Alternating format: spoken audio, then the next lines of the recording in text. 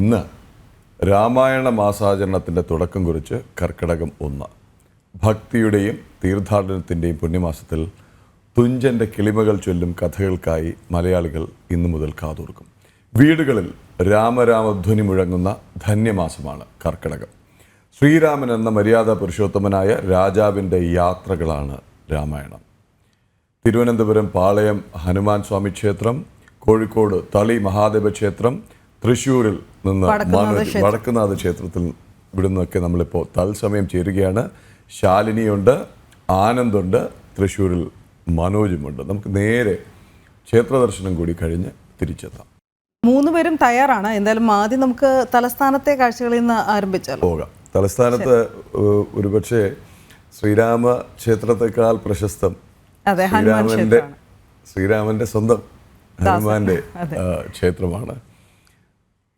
ഇത് 2 ഭാഗം ഞാൻ കേട്ടിട്ടുണ്ട്, എനിക്കറിയില്ല. അത് നമ്മുടെ പ്രേക്ഷകർ തന്നെ പറഞ്ഞു തരട്ടെ. തലസ്ഥാനത്ത് എല്ലാവരും വ്യാഴാഴ്ചയാണ് വളരെ സ്പെഷ്യലായി കണ്ട് ഹനുമാൻ ക്ഷേത്രത്തിൽ പോവാറ്.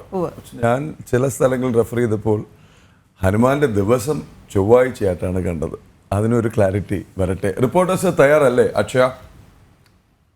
അതെ, അപ്പോൾ 3 പേരും തയ്യാറാണ് എന്ന് പ്രൊഡ്യൂസർ പറഞ്ഞു കഴിഞ്ഞു. അപ്പോൾ നമുക്ക് ശാലിനിയുണ്ട്, ആനന്ദ് പുതൂറുണ്ട്, എം മനോജുണ്ട്. മനോജിലേക്ക് വീണ്ടും നമുക്ക് ഇന്നത്തെ ദിവസം കൂടുതലായിട്ട് നിൽക്കണം. കാരണം ഏറ്റവും പ്രധാനപ്പെട്ട ഒരു ദിവസമാണ് ഇന്ന് തൃശ്ശൂരിനെ സംബന്ധിച്ചിടത്തോളം. വടക്കുന്നാഥ ക്ഷേത്രത്തിൽ ആനയൂട്ട് നടക്കുകയാണ്. തത്സമയം ഉണ്ടാകും. ഏതാണ്ട് 8:30 മണിയോടുകൂടി ആനന്ദ് രാവിലെ തന്നെ ക്ഷേത്രത്തിനുള്ളിൽ കടന്നു എന്നാണ് മനസ്സിലാവുന്നത്. അതെ, മനോജ് ക്ഷമിക്കണം.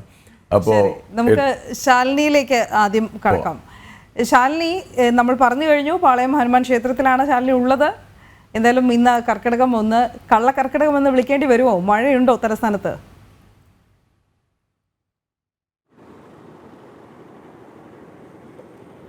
പ്രദീപ്, അനു സൂചിപ്പിച്ചതുപോലെ എല്ലാവർക്കും നമസ്തേ, ഗുഡ് മോർണിംഗ്. എന്തായാലും കള്ളക്കർക്കിടകം എന്ന് നമുക്ക് എന്തായാലും ഇപ്പോൾ കഴിഞ്ഞ കുറച്ച് നാളുകളായി കർക്കിടക മാസത്തെ പറയാൻ കഴിയില്ല. പക്ഷേ ചെറിയൊരു മഴയുടെ കൂരാപ്പ് തലസ്ഥാന ജില്ലയിലുണ്ട് എന്നതൊഴിച്ചാൽ കർക്കിടക മാസം, രാമായണ മാസം അതിൻ്റെ എല്ലാ പ്രൗഢിയോടുകൂടി ആരംഭിച്ചിരിക്കുകയാണ്. തലസ്ഥാനത്തെ മിക്ക ക്ഷേത്രങ്ങളിലും വലിയ രീതിയിലുള്ള ഭക്തജന തിരക്ക് അനുഭവപ്പെടുന്നുണ്ട്. ക്ഷേത്ര ദർശനത്തിനുള്ള പ്രധാനപ്പെട്ട ഒരു മാസമായി കർക്കിടകത്തെ കണക്കാക്കുകയും ചെയ്യുന്നുണ്ട്. പക്ഷേ മുൻപൊക്കെ പഞ്ഞമാസമാണ് കർക്കിടക മാസം, കള്ളക്കർക്കിടകം ഒക്കെയാണ് എന്ന് പറഞ്ഞവർ മുന്നിലേക്കാണ് രാമായണത്തിന്റെ ശീലുകളൊക്കെ എത്തി അതൊരു രാമായണ മാസമായി മാറുകയും ചെയ്തു. ഞാനിപ്പോൾ ഉള്ളത് OTC ഹനുമാൻ ക്ഷേത്രത്തിന് മുൻപിലാണ്. രാവിലെ ഒക്കെ ഇവിടെ എത്തി വലിയ രീതിയിലുള്ള ഭക്തജന തിരക്കുണ്ട്. ഹനുമാനെ ദർശിച്ച് സായുജ്യം അടയാനും ഒപ്പം തന്നെ ക്ഷേത്ര ദർശനത്തിനും ഒക്കെയായി നിരവധി ആളുകളാണ് രാവിലെ തന്നെ എത്തുന്നത്. നമ്മൾ ആദ്യം സൂചിപ്പിച്ചതുപോലെ തന്നെ ശ്രീരാമന്റെ സന്തത സഹചാരിയാണ് ഹനുമാൻ. സ്വാഭാവികമായും ആ സന്തത സഹചാരിയോട് എന്തു പറഞ്ഞാലും ആഗ്രഹ സഫലീകരണം ഉണ്ടാകും എന്നുള്ളൊരു വിശ്വാസമാണ് ഓരോ ഭക്തർക്കും ഉള്ളത്. സ്വാഭാവികമായും അതിന്റെ ഒരു തിരക്ക് ഓരോ ഹനുമാൻ ക്ഷേത്രങ്ങളിലുമുണ്ട്.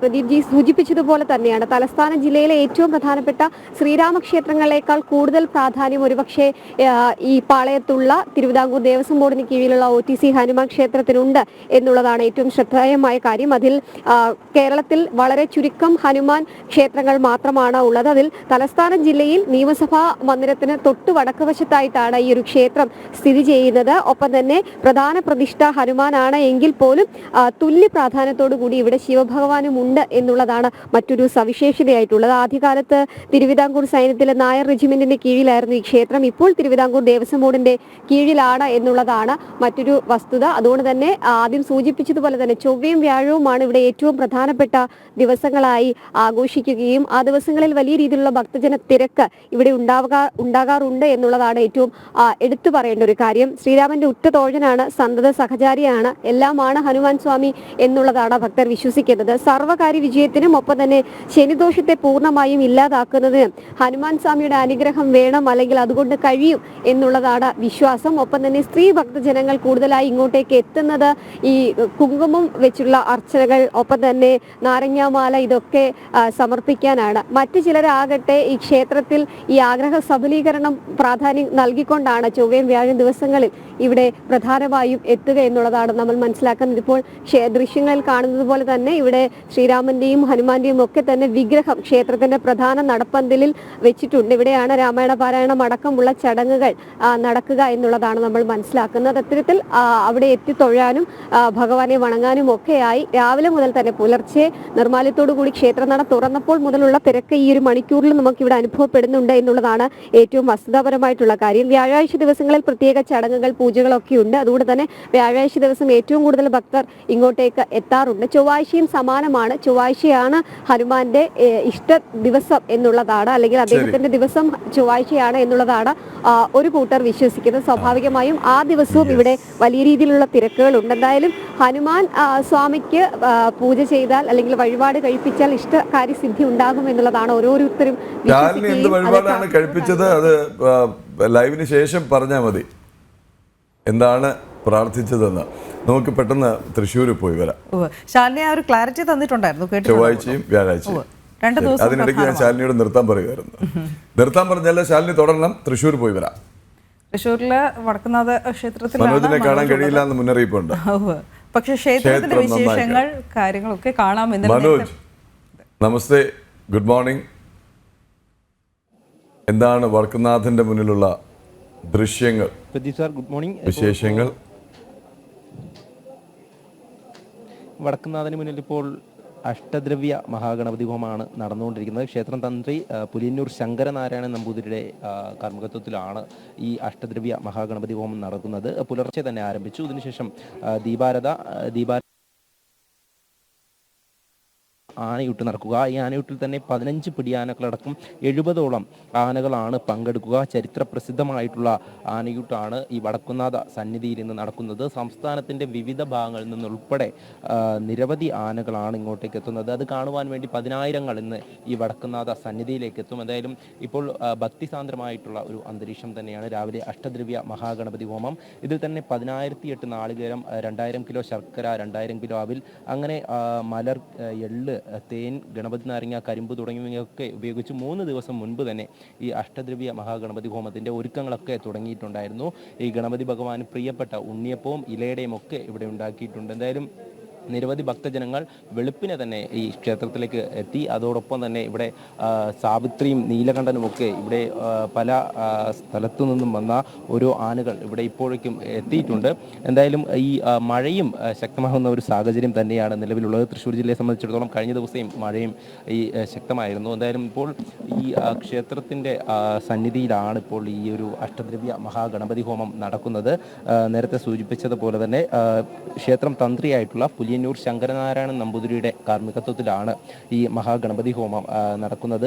അതുപോലെ തന്നെ ഈ ആനയൂട്ടിനെ കുറിച്ച് പറയുന്ന സമയം ഈ 9:30 ആദ്യ ഉരുള ഗുരുവായൂർ ദേവസ്വത്തിലെ ലക്ഷ്മി എന്ന ആനയ്ക്കാണ് നൽകുക.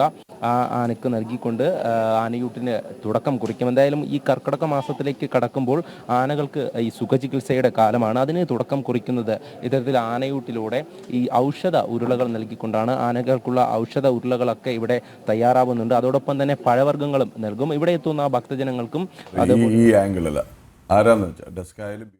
ഉരുളകൾ നൽകുവാനുള്ള സൗകര്യവും ഏർപ്പെടുത്തിയിട്ടുണ്ട്. എന്തായാലും ഈ ഒരു ചടങ്ങ് ഇപ്പോൾ പുരോഗമിച്ചുകൊണ്ടിരിക്കുകയാണ്. ഇവിടെ ഇപ്പോൾ അഷ്ടദ്രവ്യ മഹാഗണപതി ഹോമത്തിന് വേണ്ടി ഇത് ദർശിക്കുവാൻ വേണ്ടി ഇവിടെ നിരവധി ഭക്തജനങ്ങൾ ഇപ്പോൾ എത്തിയിട്ടുണ്ട്. അതോടൊപ്പം തന്നെ ആനകളും ഇങ്ങോട്ടേക്ക് അല്പസമയത്തിനകം തന്നെ എത്തിച്ചേരും. 9:30 ആരംഭിക്കുന്ന ചടങ്ങ് ഏകദേശം 10:30 തന്നെ ഇവിടെ എല്ലാ ആനകൾക്കും ഉരുളകൾ നൽകുവാൻ വേണ്ടി സാധിക്കുമെന്നാണ് ഈ ദേവസ്വം പ്രതിനിധികൾ ഉൾപ്പെടെ അറിയിച്ചിട്ടുള്ളത്. എന്തായാലും ഈ ഒരു ചടങ്ങിന് സാക്ഷ്യം വഹിക്കുവാൻ ഇവിടെ ഭക്തജനങ്ങളൊക്കെ എത്തിയിട്ടുണ്ട്. അതോടൊപ്പം ഈ ആനയൂട്ടിൽ പങ്കെടുക്കുവാനായി, ആനയൂട്ട് നേരിട്ട് കാണുവാനായി ഇത്രയധികം ആനകൾ ഒരുമിച്ച് കൂടുന്ന ഒരു ചടങ്ങാണ് ആനയൂട്ട്. ആ ആനയൂട്ടിൽ പങ്കെടുക്കുവാൻ വേണ്ടിയിട്ടാണ് നിരവധി ജനങ്ങൾ ഇങ്ങോട്ടേക്ക് എത്തുന്നത്. അതോടൊപ്പം തന്നെ മന്ത്രിമാരും ഇങ്ങോട്ടേക്ക് എത്തുമെന്ന് തന്നെയാണ് നമുക്ക് ലഭിക്കുന്ന വിവരം. ഈ ഒരു ചടങ്ങിൻ്റെ ഇപ്പോൾ അവസാന ഘട്ടത്തിലേക്കാണ് അഷ്ടദ്രവ്യ മഹാഗണപതി ഹോമം.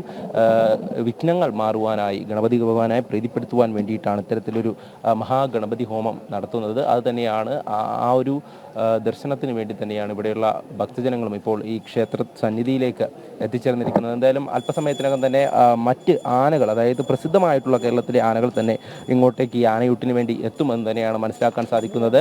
എറണാകുളം ശിവകുമാർ ഉൾപ്പെടെ ഇങ്ങോട്ടേക്ക് എത്തും.